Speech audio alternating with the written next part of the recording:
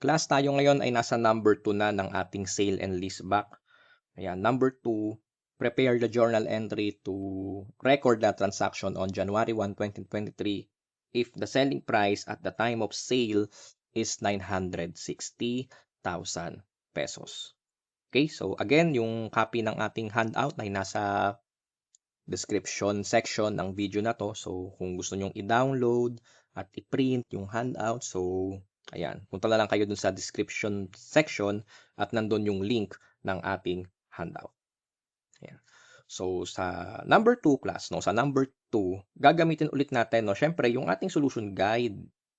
Yung ating solution guide dito sa sale and leaseback. So meron tayong 4 steps. Okay, yung 4 steps. Ayan. Apply lang natin, no? So step 1 is computation ng lease liability. Computation ng lease liability. Well, class, tong step 1 ay ginawa na rin naman natin to, no? Nung tayo ay nasa number 1 ng problem na to. So, step 1 is computation of lease liability. Ayan, lease liability. And to compute the lease liability here, we simply multiply the 200,000 periodic rent, okay, 200,000 periodic rent times the present value factor, 3.1699. Okay, and that is 633,980. Okay, step 2 is compute the fair value of rights retained. Fair value of rights retained. So dito, class, no, so gagamitin natin itong solution guide to perform the step number 2. Okay? The selling price of the asset sa number 2 is 960. The fair value of the asset is 880. So, mas malaki yung selling price over the fair value of the asset. And accordingly, class, kapag mas malaki ang sales price over the fair value, merong additional financing. Okay? Ibig sabihin, yung difference ng dalawang ito is yung 960 minus 880,000. Merong 80,000 difference. Ang tawag natin dyan, additional financing by the buyer lessor. Ibig sabihin, class, mayroong 80,000 deemed additional financing by the buyer lessor to the lessee. Okay, which is, kapag inanalyze din naman natin itong dalawang ito, okay, the selling price is 960 and the fair value is 880. So, the seller, no, the seller should sell the asset at its fair value, 880,000. However, binenta niya ng sobra. Binenta niya ng excess sa fair value, which is 960. So, yung excess na 80 is deemed additional financing by the buyer lessor to the lessee. Yung sobrang 80,000 na excess ng fair value. Okay? Ayan. So, 80,000. Okay? And yung 80,000 na yan, class, no, since additional financing siya ng buyer lessor, it is deemed nakapaloob dito sa lease liability ng seller lessee. Okay? Kaya yung step number 2, ang gagawin natin, kukompute natin yung fair value of rights retained. No? So, the initial measurement of lease liability is 633,980. Again, yung additional financing by the lessor is deemed naka-include or naka-embed dito sa 633,980 pesos rather. Okay? Kaya ang gagawin natin dyan, class, no, tatanggalin natin, no, yung additional financing. Kasi, ang kinukuha lang naman natin dito is yung pertaining sa rentals. Okay? Yung tunay na pertaining sa rentals.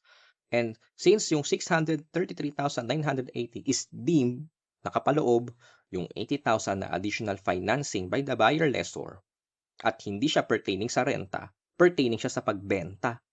Okay? Tinanggal natin no yung 80,000 pesos. Kaya ito yung deemed fair value of rights retained, which is pertaining talaga purely to rentals. Ayan, pertaining purely to the rentals, 633,980 minus 80,000 equals 553,980. Okay, 553,980.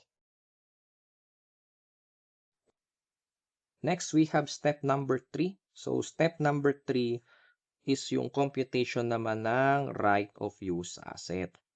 Okay, the right of use asset is equal to carrying amount of the asset. You multiply it by the fair value of rights retained over the total fair value.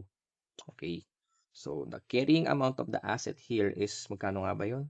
680,000. We're going to multiply that amount by 553,980, yung galing sa step 2, over the total fair value, 880,000. Therefore, the right of use asset is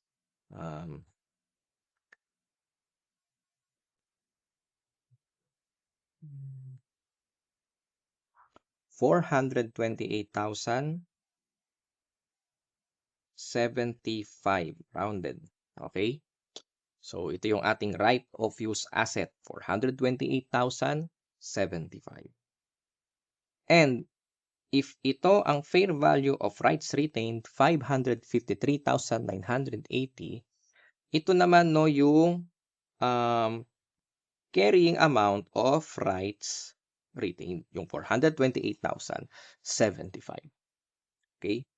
And finally, yung step number 4, computation of gain or loss. Okay?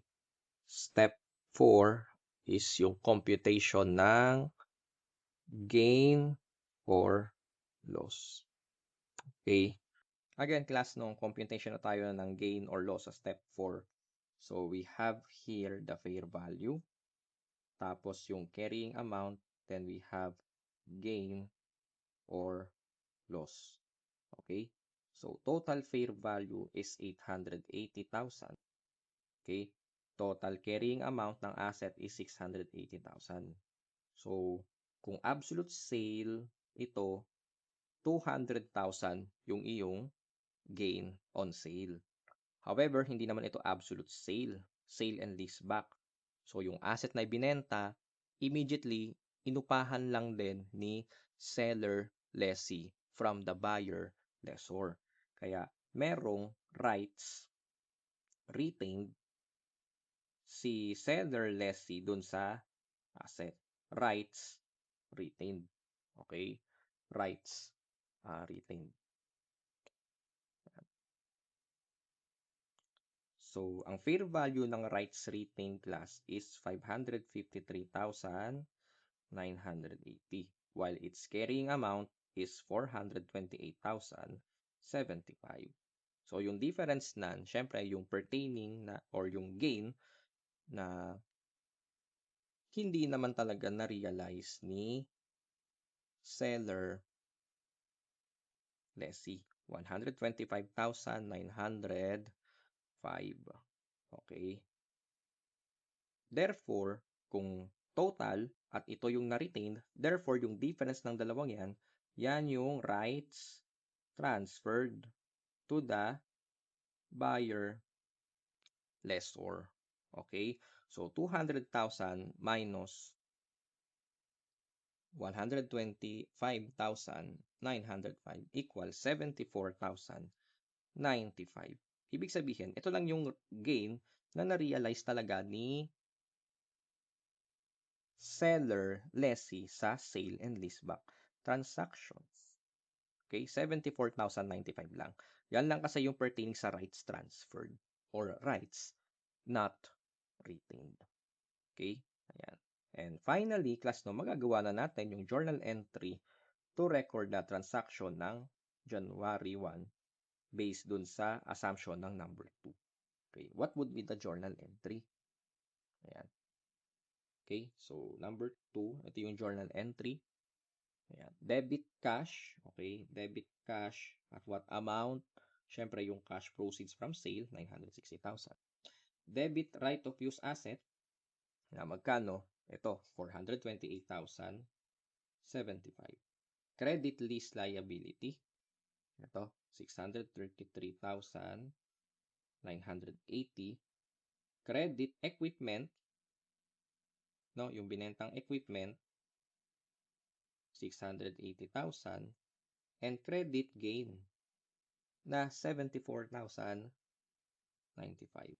Okay, so ito yung ating journal entry to record the transaction on January 1 if the selling price at the time of sale is 960,000 pesos.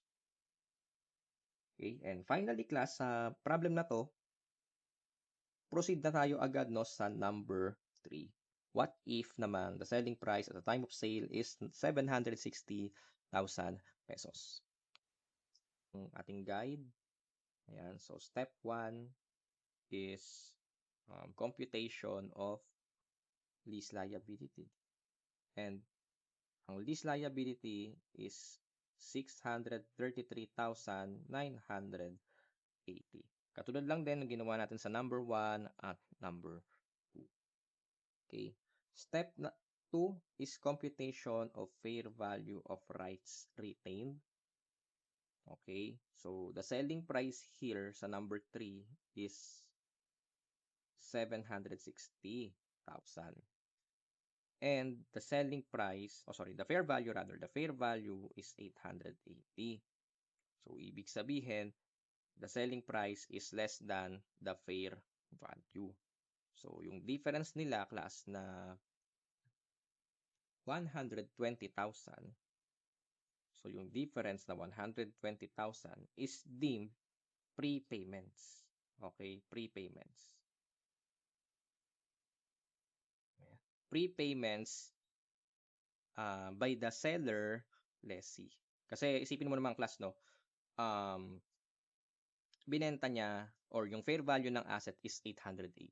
So supposed to be dapat ibenta ito ni seller at 880. However, binenta niya lang ito for just 760,000 pesos. Mas mababa ng 120,000 sa kanyang fair value. Okay? And ito ay sale and leaseback transaction. So, pagkabenta ni seller ng asset, inupahan lang din ulit ito ni seller from the buyer. And yung 120,000 difference class ng selling price at fair value is deemed, kumbaga, payment of rentals in advance. Kaya siya prepayments. Prepayments by the seller lessee. Okay? Ayan. Kaya ang gagawin natin dito, initial measurement ng lease liability, 633,980. Tapos we're going to add prepayments. The prepayments by the seller, let's see, 120,000. Okay? So, fair value of rights retained is 633,980 plus 120 equals 753,980. Ayan. Kung tandaan nyo pa class, yung ginawa natin sa step or ginawa natin sa number 2 na the selling price at the time of sale is greater than the fair value, binawas natin no yung additional financing. Kasi kinukuha lang natin yung deemed amount na pertaining sa rentals. Okay? And since yung prepayments ay, alam natin na prepayment yan, pertaining sa rental yan, prepayment of rentals, kaya in-add back natin siya or in-add natin siya 120,000. Okay? Again, kinuha natin yung rights na pertaining dun sa rental. At since ang prepayments is pertaining sa rental, isinama natin, idinagdag natin sa lease liability.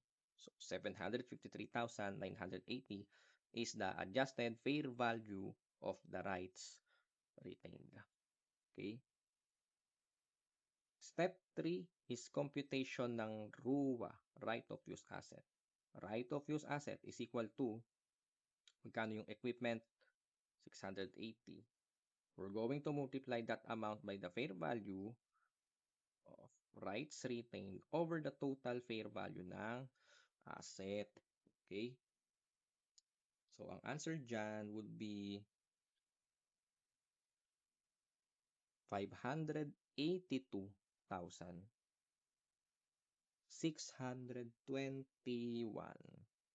Ayan. Again, if this is the fair value of rights retained, ito naman yung carrying amount of rights retained. 582,621. Okay, and yung step number 4, ito na lang natin gawin. Bilisan na lang din natin, no? We have here the fair value, we have the carrying amount, tapos may gain. Ayan, gain. We have here total.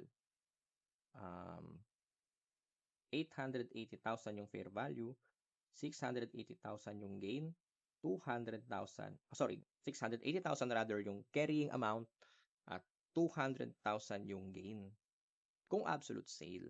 However, dahil sale and leaseback ito, may mga rights retained si seller lessee.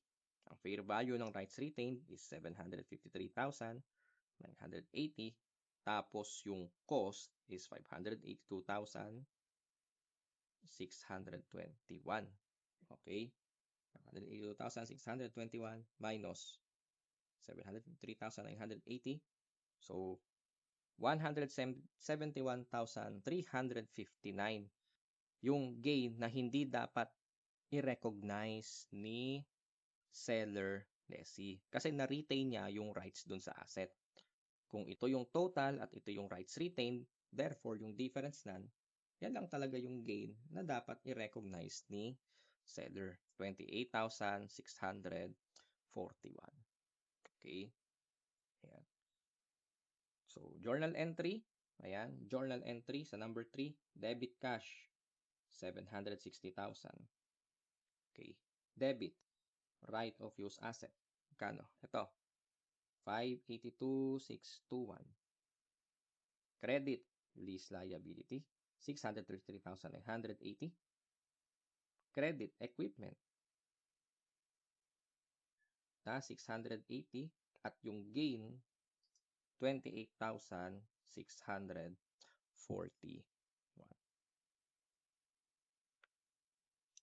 Okay, so I hope na maliwanag naman ang ating naging lecture ng sale and leaseback. So if you have questions or suggestions or topics na gusto nyong i-cover, feel free lang na mag-comment dyan sa baba, no? And kung nakakatulong sa iyo yung ating video, syempre, I hope na you like nyo na yung video, i-like nyo na yung video, and i-subscribe nyo na rin yung channel.